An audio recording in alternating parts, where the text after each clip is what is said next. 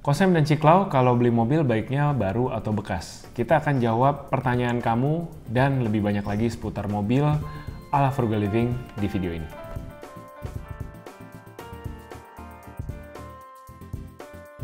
Hai guys, welcome back to our channel. Kembali lagi di channel Samuel dan Claudia bersama gue Samuel dan ini istri gue Claudia. Kita pasangan suami istri kantoran dengan pengalaman kerja kurang lebih 10 tahun dalam perjalanan menuju financial independence. Di channel ini kita sharing seputar tips-tips karir, keuangan, dan adulting. Dan di bulan Maret ini khususnya kita sedang ada di tema adulting. Kita minggu lalu udah bahas tentang rumah, minggu ini kita akan bahas tentang mobil, dan topik-topik dewasa lainnya yang mungkin teman-teman hadapi dalam journey menuju orang dewasa sepenuhnya. Hidup di Jakarta, kita seringkali tergoda untuk punya transportasi pribadi alias mobil. Nah, sebenarnya perlu nggak sih beli mobil? Kalau beli mobil baru atau bekas ya yang lebih frugal? Nah, video ini kita bikin berdasarkan pemikiran dan apa yang kita lakukan sebenarnya 4 tahun, 5 tahun terakhir dalam rumah tangga kita untuk punya mobil. Saat ini aku dan Claudia punya mobil VW Tiguan tahun 2014 dan mobil ini kita beli di tahun 2019. Jadi pada saat kita beli mobilnya udah second, usianya udah 5 tahun dan kita udah pakai selama kurang lebih 4 tahun.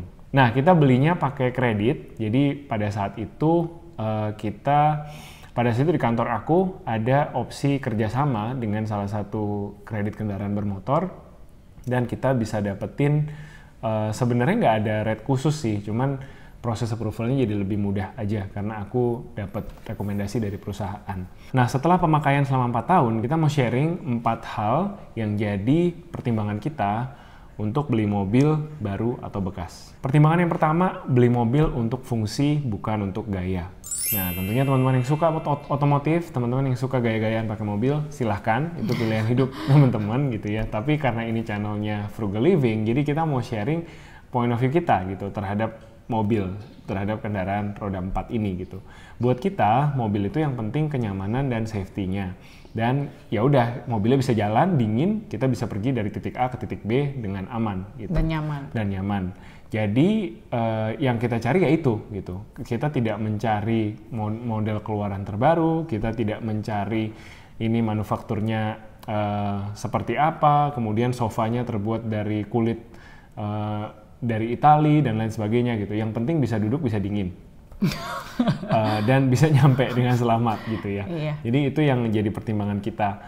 Iya, jadi ya itu tadi balik lagi kenapa kami memilih, sebenarnya Sam yang lebih vokal ya waktu itu untuk memilih VW karena memang ya mobil Eropa, mobil Jerman itu kan terkenal aman ya gitu. Jadi amit-amit kalau terjadi kecelakaan atau gimana ya mudah-mudahan rangkanya itu cukup kokoh gitu. Jadi bisa memperkecil dampak dari kecelakaan itu ya atau tabrakan itu tersebut. Amit-amit ya mudah-mudahan sih nggak pernah terjadi gitu. Tapi ya itu pertimbangan kami gitu. Jadi benar-benar cari mobil yang aman, yang kokoh gitu, yang kita tahu yakin ini besinya bukan kaleng gitu kan.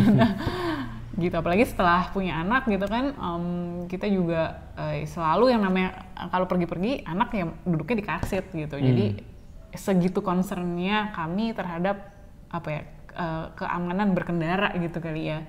Gitu, karena pasti kalau mau beli mobil yang lebih murah-murah mungkin banyak gitu ya, tapi apakah kualitas keamanannya setinggi mobil yang sekarang, ya itu mungkin belum tentu ya gitu ya, arguably lah ya, bisa ya banyak pandangan, tapi menurut kami berdasarkan hasil riset kami ya so far yang membawa ketenangan gitu ya masih merek-merek VW dan teman-temannya gitu. Ya, kembali lagi tentunya ini pilihan teman-teman. Ada juga teman kita yang lebih murah mobil bekasnya dan dia nggak keberatan misalkan pakai mobil tahun 2000 awal gitu ya. Jadi itu kembali lagi pilihan teman-teman masing-masing, tapi buat kami ini trade off yang udah cukup fair. Kita nggak beli yang baru-baru banget, tapi kita juga nggak beli yang tua-tua banget gitu ya. Kita beli yang tengah-tengah dan menurut kita dapetin mobilnya di harga yang masih masuk akal. Hal kedua yang perlu kita pertimbangkan adalah lifestyle-nya itu sendiri atau working style ya. Jadi kan kalau kami berdua itu kebetulan kantornya itu nggak ada yang terlalu jauh-jauh amat gitu ya dari rumah dari awal. Misalkan bekerja atau butuh mobil untuk commuting. Nah ini commutingnya ini untuk city car, maksudnya untuk yang bisa menghadapi kemacetan ibu kota gitu, ataukah justru butuh yang bisa perjalanan jarak jauh gitu ya, yang maksudnya kalau yang kerjanya mungkin di luar kota gitu ya, di Bogor atau di Karawang dan sebagainya gitu, ataukah sebenarnya kantornya itu ya di dalam kota aja gitu, cuman perlu commuting macet-macetan di dalam kota. Nah itu kan sebenarnya kebutuhannya berbeda gitu, karena ada mobil memang yang didesain untuk ya menghadapi kemacetan di dalam kota, ada mobil yang didesain untuk bisa lebih nyaman untuk jalan jauh gitu ya, untuk perjalanan keluar kota, naik tol yang jalannya lurus-lurus panjang-panjang gitu. Juga mesti dipertimbangkan berapa family member kalian gitu yang ikut berjalan-jalan tiap kali naik mobil. Kalau misalkan ada nenek kakek yang tinggal di rumah terus mesti dibawa jalan-jalan, otomatis mobilnya harus lebih besar.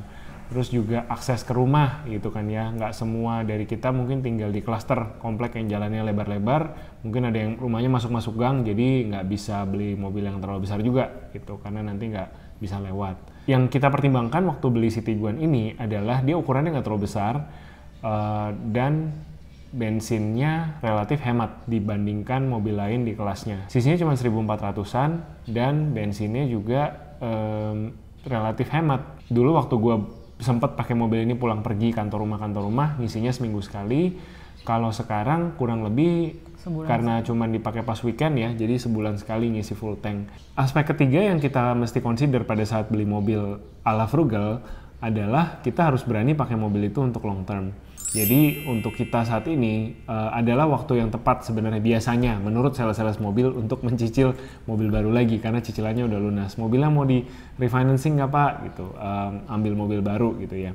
Nah kita sih menyarankan untuk memakai mobil selama mungkin karena pada saat mobil dipakai lebih lama kita tidak perlu mengulang kembali proses mencicil mobil tersebut gitu ya. Dan percayalah pengeluaran yang dikeluarkan tiap bulan untuk mobil yang dipakai panjang umurnya itu tidak sebesar tiap bulan teman-teman mencicil mobil baru lagi. Misalkan kemarin pas kita nyicil mobil kurang lebih 4-5 jutaan tiap bulan harus keluar.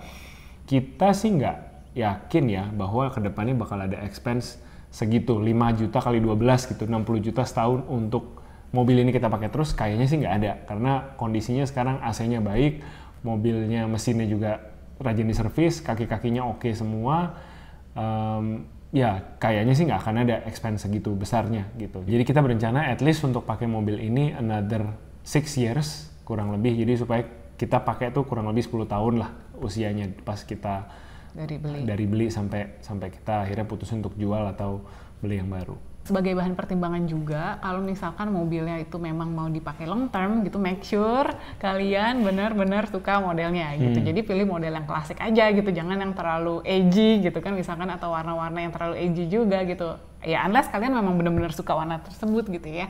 Tapi kalau waktu itu kenapa kami memutuskan untuk yang beli yang Tiguan ini yang warna putih ya karena kami ngerasa modelnya cukup klasik gitu ya, cukup long lasting nih, kayaknya sih 5-10 tahun lagi masih masih oke lah, nggak kelihatan jadul-jadul amat gitu ya, apalagi kalau warnanya putih ya klasik aja gitu kan. Kalau misalkan warnanya tiba-tiba emas gitu kan nggak tahu deh, mungkin unless benar-benar suka warna emas gitu ya. Tapi ya itu yang bisa dipertimbangkan juga, yaitu ya model cari yang modelnya klasik gitu kalau memang timeless design kalau memang ingin dipakai untuk long term.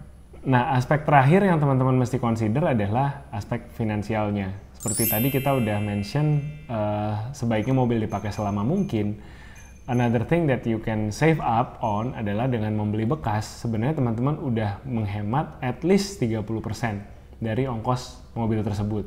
Kalau mobil baru keluar dari dealer, itu udah pasti langsung turun nilainya. Begitu roda nginjak aspal, at least 20-30% nilai dari mobil tersebut langsung turun. Ingat, mobil bukan aset ya, jadi petani-petani yang kemarin rame-rame membeli mobil mewah, itu sebenarnya ya teman-teman bisa belajar dari situ gitu. Itu bukan sedang mengumpulkan aset, tapi mereka membeli satu barang yang nilainya akan terdepresiasi. Nah, alangkah indahnya kalau kita bisa menunggu sampai orang lain membeli barunya, dia yang bayar depresiasinya, kemudian kita beli secondnya gitu. Kita beli second, mungkin usianya lebih tua sedikit, mungkin pada saat kita beli yang sekarang gitu ya, mobilnya udah 5 tahun terpakai, tapi kilometernya masih rendah gitu, karena ternyata dipakainya pas weekend doang gitu. Kayaknya ya, ini sotoy banget nih. Kayaknya ya seperti itu. Jadi dia yang bayarin tuh depresiasinya gitu, pemilik pertama. Kita tetap menikmati mobilnya, kondisinya masih relatif oke. Seperti gitu. baru. Seperti baru.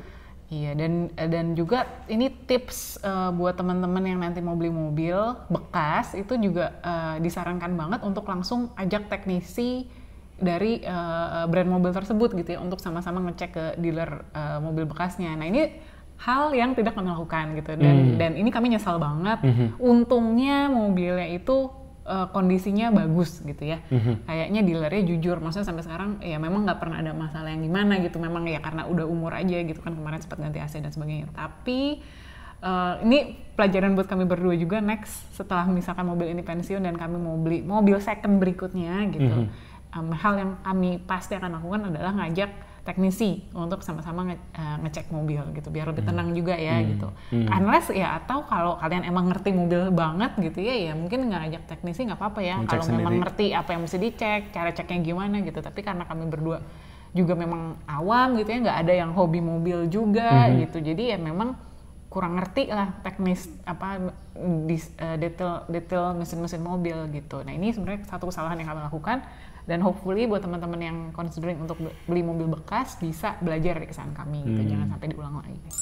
Jadi mobil ini sebenarnya kan kita baru beli 4 tahun yang lalu ya. Sebelumnya itu jadi kami nggak punya mobil gitu, dan kemana-mana, maksudnya dari rumah, ngantor dan sebagainya itu biasanya kami pakai transportasi online ya, apakah itu yang motor ataupun yang mobil. Lebih sering sih kalau misalkan pergi sendiri motor ya, biar cepat gitu ya. Tapi kalau misalkan lagi ya berdua gitu kan, misalnya lagi weekend ke gereja atau mau kemana makan bareng ya pakai mobil gitu. Dan juga sempat dipinjemin sama orang tua juga gitu. Tapi ya sistemnya gantian karena memang mobil di keluarga itu cuma ada satu, jadi ya ganti-gantian gitu. Jadi ya tapi sekarang ini maksudnya nggak mesti gitu ya punya mobil sendiri, karena ya sistem transportasi umum juga hopefully kayaknya nih kedepannya juga makin bagus gitu kan, transportasi online juga affordable gitu ya. Jadi dekat-dekat bisa pakai sepeda juga. Nah sekarang kita juga pakai sepeda ya, kalau jemput Hana yang cuma 1 kilo dari rumah, daycare-nya cuma 1 kilo dari rumah. Nah anyway,